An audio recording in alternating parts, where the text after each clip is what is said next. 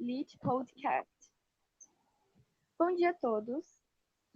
Agora vamos O passar para minha podcast mais famoso de literatura brasileira. o que mais fez sucesso. Exatamente. Estamos aqui com o Abner. Se apresente. Nosso convidado. Olá, bom dia. Tudo bem com vocês? Bom dia, Tudo bem. Abner. Tudo bem com você? Fico feliz, fico honrado em estar participando aqui com vocês. Muito feliz pelo convite também. A gente que agradece, a gente trouxe você, assim, especialmente porque você sabe analisar muito bem, né? Você tem opiniões informadas e tudo mais. Agora eu tô ficando tímido. Bem, hoje a gente vai falar sobre o poema do Castro Alves, Navio Negreiro. É um tema muito interessante. Vocês escolheram? Querem começar falando sobre a biografia dele? Para o pessoal que não está familiarizado, Sim. Castro Alves era um poeta que nasceu em 1847 e morreu em 1871. Ele era abolicionista quando ele terminou o casamento. Ele fundou uma sociedade abolicionista com Rui Barbosa e o Joaquim Nabuco. Ele era baiano e de família bastarda. E se formou em Direito. Sim. A poesia do Castro Alves era uma poesia condoreira, né? A terceira geração do romantismo. Era uma geração muito abolicionista, que enxergava o problema e também fez parte fortemente da revolução, da revolução contra o escravismo. Exatamente. Os poemas que ele fez, incluindo esse aqui do Navio Negreiro, era uma forma de protesto, uma forma de luta, uma forma de demonizar as coisas que aconteciam, para protestar mesmo, gerar revolta. Exatamente. Sim, e essa terceira geração do romantismo, né, a Condoreira, ela agora, na terceira geração, os heróis dos poemas serão os escravos, que antes, né, eram os índios e agora passam a ser os escravos. Sim. A gente percebe essa revolta a partir ali do da quarta parte do poema. Aham. Sim. Ele é um poema dividido em 6 partes, né, que a gente pode analisar. A primeira, que começa em pleno mar. A segunda, que começa louvor aos marinheiros, né? A terceira, que desce do espaço imenso. A quarta, que é sonha dandesco a águia do oceano. E quinto, são os filhos do deserto. E por último, sexto, que é fecha a porta dos seus mares. Isso. Exatamente. Um breve resumo do que o poema diz. O que seria basicamente sobre o navio negreiro, de uma forma geral? Seria o poeta, pelos olhos de uma ave, que está navegando pelo mar, ouvindo um estranho cântico, um estranho som de festa que agrada muito aos ouvidos dele. E ele percebe que isso vem de um navio que está viajando ali por perto. A ave, ela tenta chegar perto desse navio, e quanto ela mais perto chega, maior fica esse som. E ela se sente muito feliz, ela se sente muito encantada por esse som. Mas assim que ela chega perto e ela vê de onde é esse som de festa, o que é esse som de festa, ela fica horrorizada, porque ela vê que é o som das pessoas que estão sendo transportadas naqueles navios, né, dos escravos, e que eles estão sendo castigados, sendo forçados a festejar para entreter os marinheiros.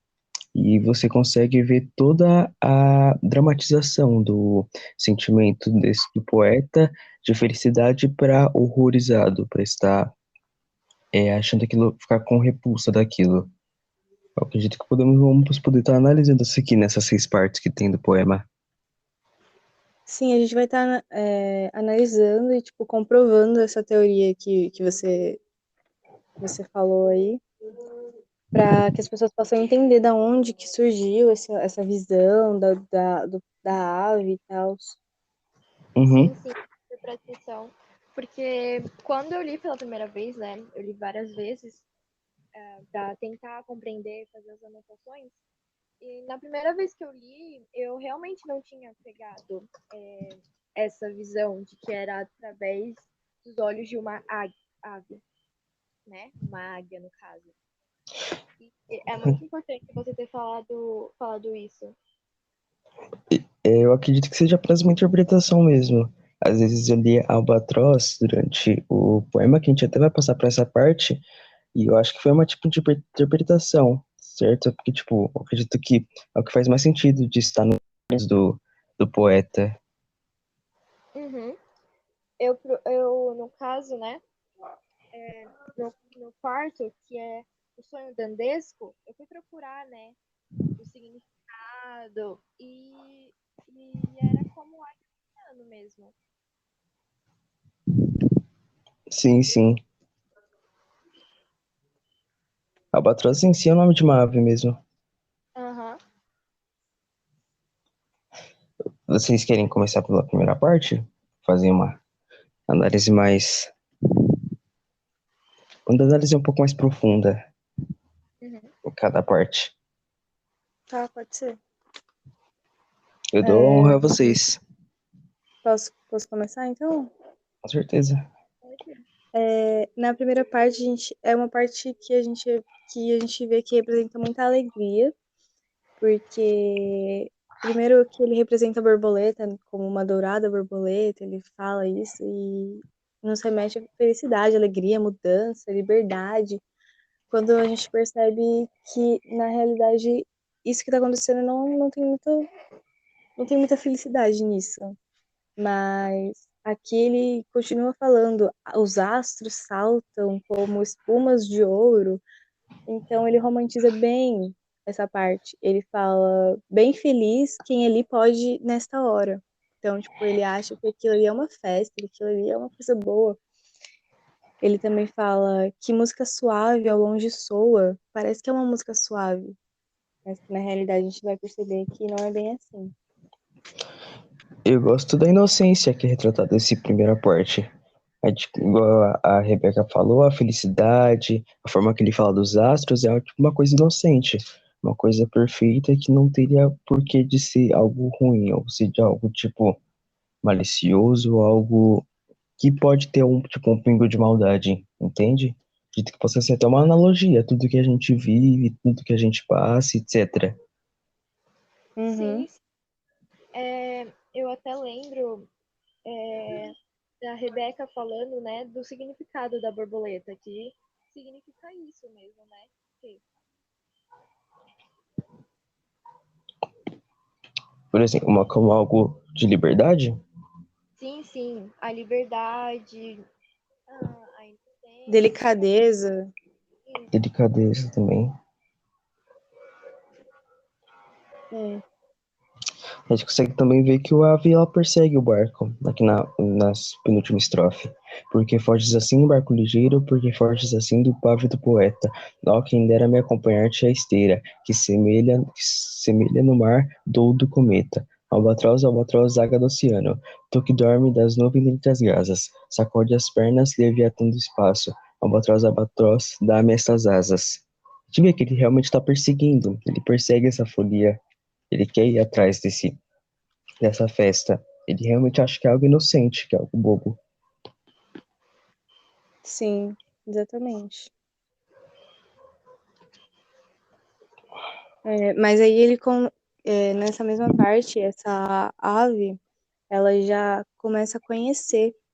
Ela fala homens do mar, rudes marinheiros, então ela já percebe que aquilo ali não é bem o que parece ser. Uhum. Já dá indício, certo? Mas a felicidade e a ingenuidade e a inocência são o que permanecem, acredito, nessa primeira parte. Sim, Tanto que tem aquela curiosidade, né? exatamente, uma curiosidade sobre o que está acontecendo naquele barco mesmo.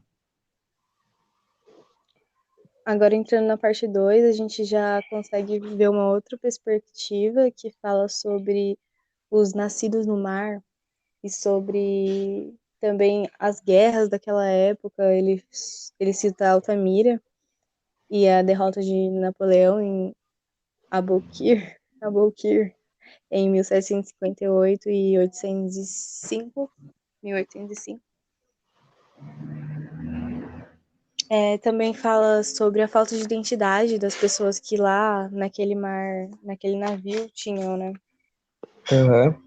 Eu acho essa Sim, parte interessante porque ele tenta retratar de, tipo, ele fica tão encantado com o som que ele pensa de que nação será que este som? Será que povo que tá fazendo esse cântico tão bonito, certo?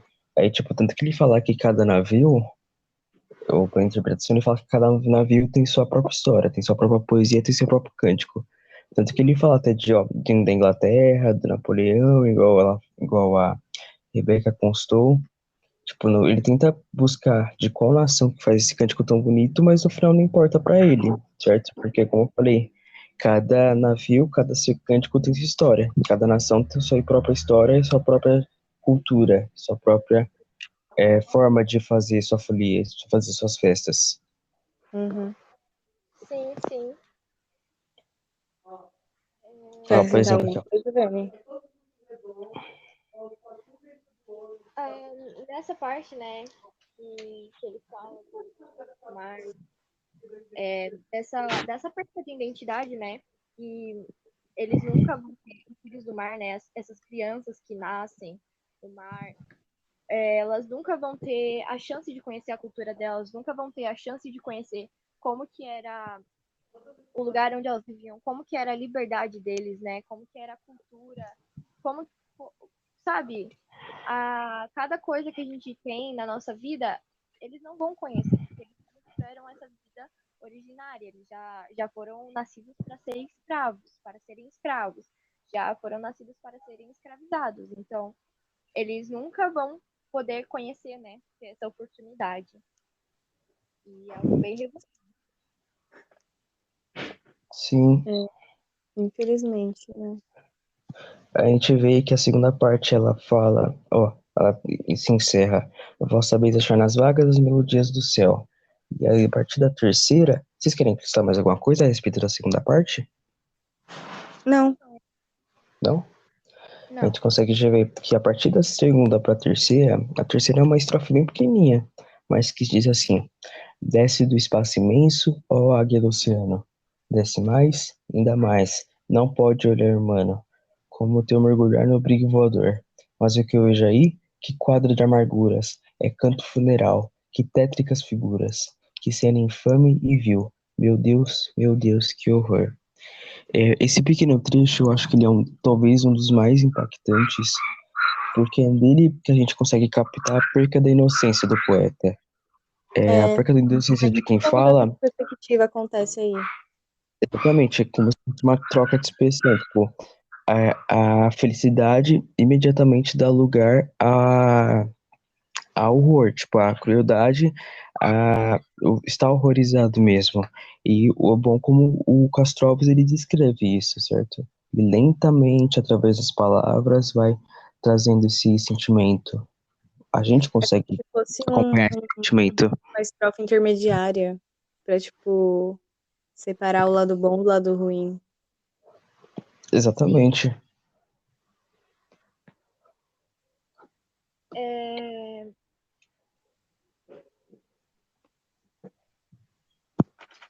Mais alguma coisa sobre essa parte?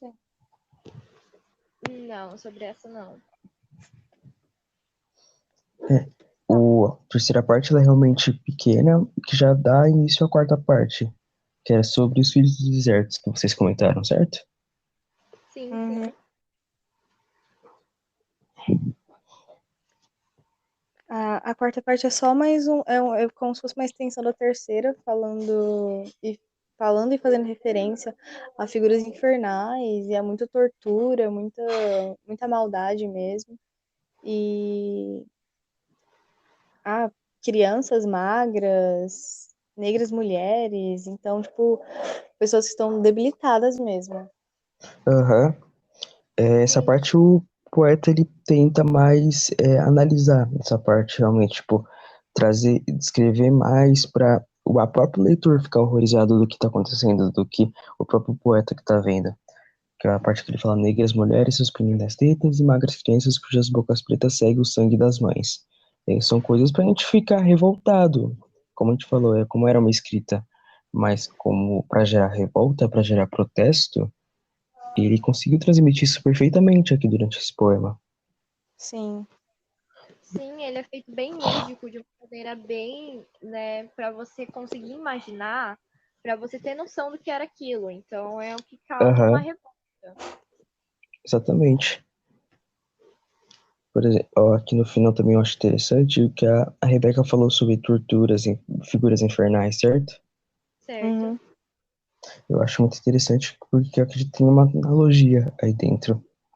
Ó, aqui no final, a última estrofe diz: "E ri-se a orquestra irônica, estridente, e da ronda fantástica a serpente faz doudas espirais, qual um sonho dantesco as sombras voam, gritos, ais, maldições, preces ressoam, e ri-se Satanás." Essa parte aqui, ó, do final de ri-se Satanás, é como se ele quisesse dizer que tudo que ele estivesse vendo fosse um show pro diabo, fosse um show para divertir o demônio, porque é uma cena horrível, uma cena de festa que é de crueldade, não é de alegria. As pessoas que estão dançando, elas estão sendo chicoteadas para dançar, para divertir as pessoas, que os marinheiros, mas como se eles se divertissem com a crueldade, com o terror humano. Por isso que seria um show E- de horrores, um show pro diabo. Sim, e ele reforça bastante essa figura infernal, de tipo, tá uma coisa, uma tortura muito horrenda, uma coisa muito má. E na quinta parte, que a gente vai entrar daqui a pouco, é como se fosse uma oração mesmo, uma prece ao o Deus dele, né? Que provavelmente é um Deus cristão. E Exatamente. Sim. é uma representação, uma alusão a isso. Como Eu vocês acredito. falaram, né, dessa figura infernal, dessa referência religiosa, ele também cita, né, faz referência ao inferno de Dante, né, ao de Dante Uhum, Alighieri. Sim. E assim, ele traz uma referência assim fazendo ao próprio inferno em que ele está vendo, né, não vivendo, em que ele está vendo. E o de Dante, se a gente lê a obra, ele fala mais de uma forma, né, sobre como os políticos maus fazem com que as pessoas se tornem, fiquem em situações horríveis, insalubres de trabalho, né? uhum. Tem uma observação que eu lembro que eu tinha feito aqui no começo, quando eu falei que é como se a perca da inocência é como se algo não existisse algo perfeito e sempre tem algo macabro atrás. É como até, inclusive, em corporações, igual a Vini falou. Talvez quisesse retratar também mais condições de trabalho e trata em cima de grandes empresas de grande porte, que muitas dessas pessoas apreciam e que só vem a parte boa, entende? Tipo, É, um comercial de felicidade na TV, mas que por trás, dentro das indústrias, eles maltratam funcionários, por exemplo. Como se nada sim. existisse uma coisa boa. Como se isso é até real também. Tanto na parte sobre o racismo, quanto essa parte da perca da inocência mesmo. Muitas empresas elas vendem essa parte boa do que está acontecendo ali, como se fosse uma parte, como se fosse uma coisa legal, uma coisa, nossa, top. Quando na verdade é uma situação bem tensa, que a gente não está habituado, não está sabendo disso. Isso até hoje em dia, né? Se a gente for pegar as grandes empresas, se a gente for procurar de onde vem o material, de como é feito, né, o processo, a gente consegue ver que ainda assim existe meio que trabalho escravo, sim. Sim, se a gente pegar aquela. Não vou me aprofundar, mas tipo, aquela chain de fast fashion. Uhum. Gente, eu acho E assim. é de um lugar meio suspeito. E também tem, tipo, a própria empresa do iPhone, né? Que é uma coisa que o pessoal usa muito e o pessoal acaba não falando. Mas se você for pegar a indústria do telefone, de onde que ele é feito, como que ele é feito lá na China, você consegue ver que é tipo de mão escravocrata mesmo. Exatamente.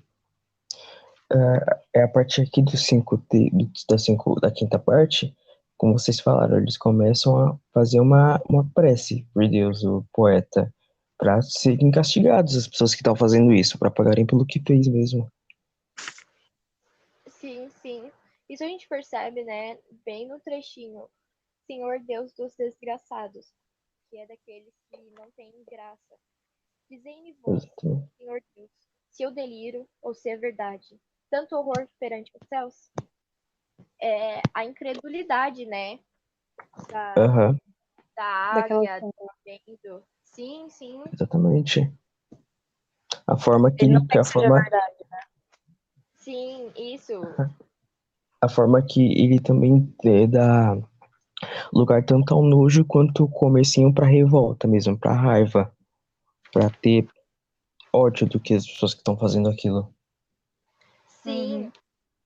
tem tipo, opa. Sim, tem até aquela parte que fala assim: ontem simples, fortes, bravos, hoje míseros, escravos, sem luz, sem ar, sem razão.